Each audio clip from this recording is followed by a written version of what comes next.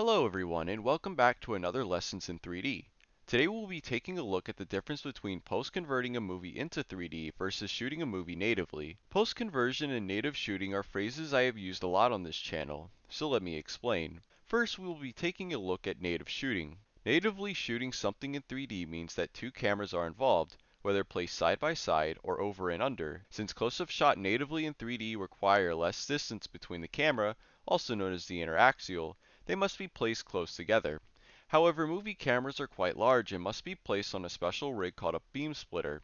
This is so that the interaxial can be lowered enough to make the close-up comfortable to view. Shooting live action natively is a cumbersome task due to twice as many cameras and bulkier rigs, which have less maneuverability and can fit into less places. Filmmakers also need to worry about the cameras being properly synced, as well as the mirror and the beam splitter rig being clean, as so to not pick up any smudges or dirt in the shot.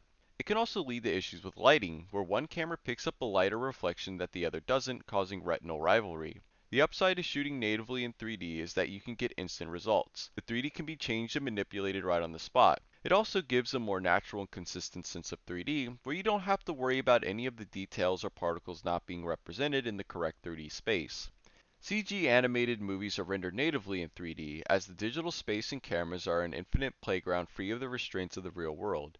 Virtual cameras can be controlled much easier, and you don't need to worry about size or bumping into objects. They can also be placed side by side as close as you want. Post-conversion 3D refers to taking 2D footage and giving it volume and depth. This is done by cutting out individual objects and spots within an image and giving those different cutouts a depth map, which tells the effects program to give the 3D a gradient volumetric look. This technique had a rocky start as the tools and experience were not quite there. People complained the 3D looked like a pop-up book. Over the years, post-conversion techniques have gotten better and better, giving new artistic freedoms to the filmmakers like never before. While post-converted 3D movies still need to follow the same slow-cut editing that natively shot movies do, the filmmakers are not restrained by the larger beam splitter or side-by-side rigs. They can shoot the movie as they please, which can lead to more interesting 3D shots that couldn't have been achieved natively. Also, having the image be recreated in 3D digitally gives great control over how much volume and depth is not just in the scene as a whole, but in each object in and of itself. The downside to this is that while post-conversions have gotten really good, sometimes trickier views with a lot of objects and smaller pieces can have issues. This can particularly be the case when the camera is looking through transparent objects like water or glass.